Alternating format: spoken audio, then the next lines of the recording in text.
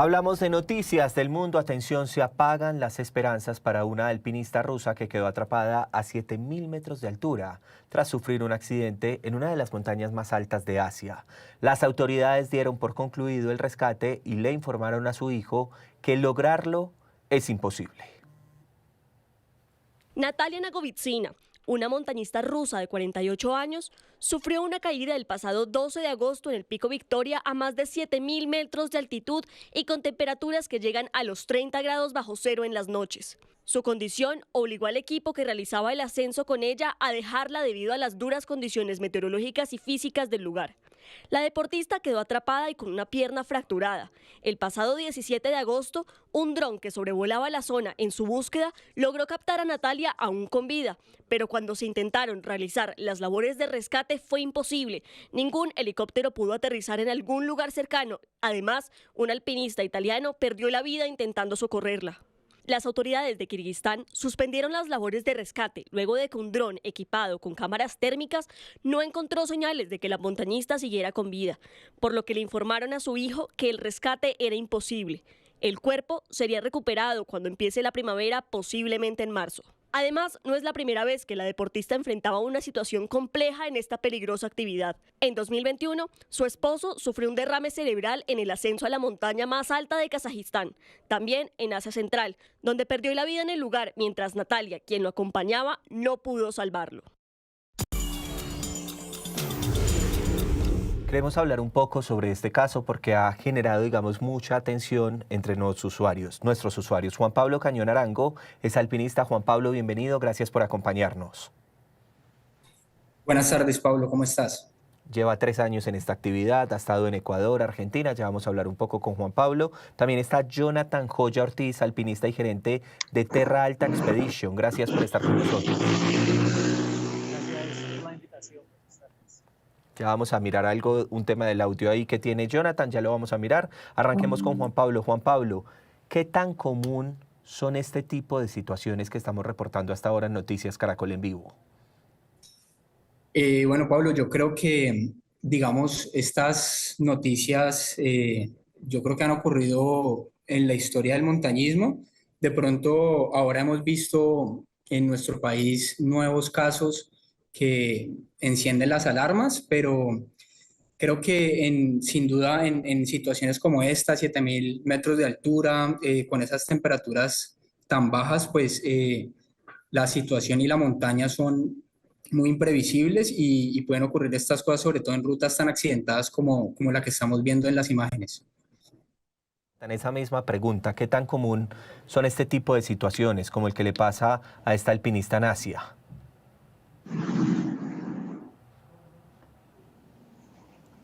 Jonathan, ¿qué tan común son este tipo de situaciones como el que estamos registrando del alpinista en Asia? Hola, buenas tardes. Digamos que en la actividad del alpinismo siempre tenemos que tener en cuenta que los riesgos están muy altos. Siempre en la montaña es una actividad de alto riesgo, es un deporte extremo, en donde pues depende las dificultades de cada montaña, las condiciones climáticas. Digamos que hay una serie de variables que siempre se tienen que tener en cuenta y pues para esto tratar de minimizar los riesgos, ¿no? No es tampoco que sea de pronto una estadística muy común de pronto decir que tantas personas fallecen tantas haciendo la actividad, pero sí lo que se trata es de minimizar los riesgos cada vez que se realiza la actividad del alpinismo. Juan Pablo y Jonathan, ¿qué prevenciones? Porque Jonathan acaba de decir, este es un deporte extremo, pero asimismo tiene unas prevenciones de las que queremos hablar en este momento. Juan Pablo, ¿qué prevenciones se tienen cuando se van a montañas, sobre todo tan exigentes como esta en Asia o exigentes en Colombia? Claro, teniendo en cuenta las condiciones de esta montaña que estamos hablando de 7.000 metros de altura, algo muy importante es la aclimatación. La aclimatación es algo que debe hacerse con tiempo. Cada cuerpo es diferente y por eso debemos escuchar nuestro cuerpo, darle tiempo al cuerpo para adaptarse a esa altura. 7.000 metros es un punto en donde el cuerpo reacciona muy diferente, en donde está en un estado de emergencia. Entonces, hacer una buena aclimatación de 15 días o más es indispensable para que el cuerpo pueda reaccionar de la mejor manera posible a este estímulo. Y bueno, también existen obviamente, dependiendo de qué tan técnica sea la montaña, existen otras precauciones. A veces tener un buen guía, en caso de que uno no sea muy experto, que le enseña a uno las cosas básicas, cómo utilizar el equipo, en caso de que haya escalada, saber sobre escalada. Entonces hay ciertas precauciones que son muy buenas y muy importantes para minimizar, como dice Jonathan, esos riesgos que están en la montaña cada vez que la visitamos. Jonathan, las autoridades en Asia suspendieron las operaciones de rescate debido a los riesgos para los socorristas para poder acceder precisamente a esta montaña. Esto ocurre precisamente por la magnitud de donde se encuentran. Sí, sí, digamos que es difícil estas decisiones, ¿no? Son decisiones que no les gustaría tomar a las personas porque estos son áreas remotas en donde muchas veces el acceso hasta para, digamos, un helicoportado o para los mismos rescatistas que lleguen por sus propios medios es difícil, es complejo y muchas veces las condiciones climáticas o las condiciones de dificultad de la montaña no permiten que se realice o que se continúe con las búsquedas de rescate. Y también son los tiempos, ¿no? Muchas veces ya hay unos tiempos en la montaña que, pues, esta alpinista, por ejemplo, el caso específico de ella, que llevaba más de 10 días, es complejo que a veces en esas condiciones climáticas tan extremas, a 7.000 metros de altura, en donde pues influye también demasiado lo que es el frío, las condiciones son muy extremas para el equipo y el cuerpo, ¿verdad? Entonces son situaciones que suceden, digamos que hace poco por tener de referente también Sudamérica, en Perú han pasado en la Cordillera Blanca situaciones similares en donde han tenido que suspender la búsqueda de personas desaparecidas y luego, pues lamentablemente, vienen las peores noticias, ¿no? Pero son cosas que a veces suceden por ser lugares tan remotos. Claro, aquí en este caso con Natalia pasa una particularidad y es que ella, Juan Pablo, sufre una fractura. Ahí que viene mi pregunta, que son como esos imprevistos que se presentan cuando estamos haciendo este deporte que ustedes lo han calificado como extremo. Juan. Sí, claro, esas situaciones dificultan el rescate, las personas que la acompañan también están como en una encrucijada, porque claro, uno se va a la montaña con un grupo de personas, muchas veces son personas muy cercanas y uno espera que así como todos queremos subir, lo que uno espera es que todos bajen con vida y obviamente con salud y pues una fractura a esa altura en una ruta tan accidentada con digamos, picos tan empinados, eso dificulta muchísimo el rescate y poder descender se vuelve casi que imposible. El dolor, no, me imagino que tuvo que ser absolutamente una tragedia para ella y para las personas con las que iba, porque pues en esas condiciones es muy difícil descender, casi que imposible. Y yo estoy hablando de Natalia, estamos hablando de esta montaña en Asia, pero remontémonos a Colombia, porque Colombia tampoco ha sido ajeno a este tipo de situaciones. Les recuerdo el caso de Kevin Bocanegra, de 25 años de edad, que sufrió un accidente en el Nevado del Tolima y que también fue, digamos, lamentable para su familia, que pedía mayores protocolos. Arranco con Jonathan. Jonathan, los protocolos en Colombia, ¿cómo se encuentran? Bueno, tengo que empezar por decir que este es un deporte muy antiguo en la historia de la humanidad, pero muy joven y emergente en Colombia. Como tal, el deporte de la escalada, el hiking o el escalar montañas, el alpinismo, es un deporte que es emergente en Colombia, es muy joven y por esta razón, pues aún ahí se están dando algunos primeros pasos, pero la reglamentación, la regulación y digamos que la parte técnica de los deportes está digamos, en su gestación, ¿sí? Hasta el momento, lo más importante, por ejemplo, es que las personas que quieran empezar a practicar estos deportes se aseguren de que se están de pronto acercando con las mejores agencias que tengan experiencia, es muy importante que tengamos el conocimiento técnico, que tengamos la preparación física, ¿sí? Que llevemos un proceso de pronto también, como lo decía Juan Pablo, de aclimatación de nuestro cuerpo. En Colombia presentamos todos los pisos térmicos, también tenemos, como tú lo decías, nevados, el Nevado del Tolima, no solo este, sino otros grandes referentes en Colombia que permiten realizar estas actividades, pero es importante que las personas siempre vayan de la mano con profesionales, con agencias que se están capacitando, se están formando a medida de que también van avanzando los procesos en Colombia. Hay personas que han salido del país a capacitarse para poder brindar seguridad, reducir los riesgos, y es importante que las personas siempre vayan de la mano, como lo decía Juan Pablo, de un guía que sea experto, que sea conocedor de los temas técnicos también del equipo, y pues que las personas tengan un previo aprendizaje, ¿no? No es solamente como ir y pues exponernos a cualquier eventualidad, sino que la idea es minimizar esos riesgos, pues haciendo un buen uso de las personas que se están capacitando para realizar estas actividades de manera segura. Agradezco mucho esa respuesta. Voy con Juan Pablo. Juan Pablo, exactamente la misma pregunta. ¿Cómo están los protocolos en Colombia? Bueno, sí, digamos que ahí adhiero un poco a lo que dijo Jonathan.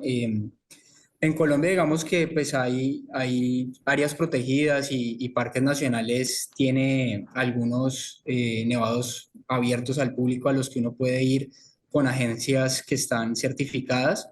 Y más allá de eso, que también coincido en que Colombia es muy joven en esto comparado con otros países, comparado con Europa incluso, en donde no hay montañas tan altas, pero donde la cultura del montañismo lleva muchísimos años. Siento que es muy importante no solamente el tema de pues, ir con guías calificados y gente que le pueda enseñar a uno cómo utilizar los equipos, cómo debería uno alimentarse, cómo debería uno ir a la montaña y cómo debería uno reaccionar frente a diferentes síntomas que pueden darle a uno de mal de altura. Creo que debe ser un proceso progresivo también en uno como persona. Uno debe ir aprendiendo de su propio cuerpo. Me parece que es algo que toma tiempo. Uno debe pues, seguir ese proceso y pues, ir siempre de menos a más. No creer que porque de pronto yo hago mucho deporte o considero que soy una persona atlética, ya puedo subir una montaña de 6.000 metros sin ningún problema. En algunos casos se da, pero pues siento que no es lo ideal. Es importante, más allá de los protocolos y la reglamentación que pueda haber en un país, el montañista siempre tendrá una responsabilidad para consigo mismo y es la de ir de menos a más. Siento que es muy importante. Acá en Colombia está, por ejemplo, el Nevado de Santa Isabel, donde una persona puede empezar a tener una primera experiencia en alta montaña y pues me parece que es el deber ser, ir de menos a más y no precipitarse, porque en esos casos muchas veces ocurren las tragedias que, como dijo Jonathan, no son muy usuales, es algo muy atípico, pero que puede ocurrir y por eso hay que ser responsable en la medida de lo posible. Me queda una pregunta para los dos, Jonathan y también Juan Pablo, que tiene que ver con la relación con la familia, y se las pregunto por lo siguiente. Resulta que se había presentado un caso similar con el esposo de esta alpinista, precisamente allí en Asia. Entonces aquí viene la pregunta, ¿cómo es la relación para ustedes los alpinistas con sus familiares, teniendo en cuenta que es un deporte extremo y que hay riesgos cuando ustedes van hacia la montaña? ¿Qué tan claro hay que hablar con, no sé, las parejas, los papás, etcétera, frente a el riesgo que se corre al momento de practicar este deporte? Juan Pablo, arranco con usted. Bueno, yo siempre he tratado de ser lo más sincero posible con mis familiares. Creo que pues ellos deben saber que se trata de un deporte de alto riesgo. Sin embargo, trato de no preocuparlos de más. Yo sé que existen unos riesgos, pero también parte de disfrutar y dejar que los familiares de uno también vean algo positivo en lo que uno hace. Creo que también parte de no preocupar los demás. De todas formas, siento que muchas veces los familiares de uno no saben exactamente uno a qué se está exponiendo porque incluso ni uno mismo lo sabe. A veces uno llega por primera vez a una montaña y no sabe cómo lo va a recibir. pero pues es importante sobre todo uno mismo, más allá de lo que uno le pueda decir a los familiares, prepararse para el peor escenario, para una montaña cerrada, para una montaña muy fría, para una montaña con tormenta. Y lo que hago, digamos, por amor propio y a mis familiares es prepararme de la mejor manera y en lo posible, previamente, no solamente la preparación física, sino hablar con personas que tienen más experiencia que yo, que siempre tienen algo para aportarle a uno, para que tanto uno como los puedan estar lo más tranquilos posible. Jonathan, esa misma pregunta. Bueno, gracias por la pregunta porque siempre es importante tener en cuenta que nuestra familia será también nuestro motor de fuerza en la montaña, ¿no? Energéticamente pensamos en ellos, estamos siempre conectados a ellos. Y es muy importante ser claros con nuestras familias y, digamos, tenerlos al tanto del riesgo, pero estar informando. Si nosotros nos vamos a un lugar remoto, es importante tener hoy en día muchos, de pronto, aparatos que hay de tecnología que nos permiten estar enviando mensajes para estarnos reportando cada cierta hora, ¿cierto? Tener unas personas que son de pronto estratégicas que nos van a responder en caso de un llamado de emergencia.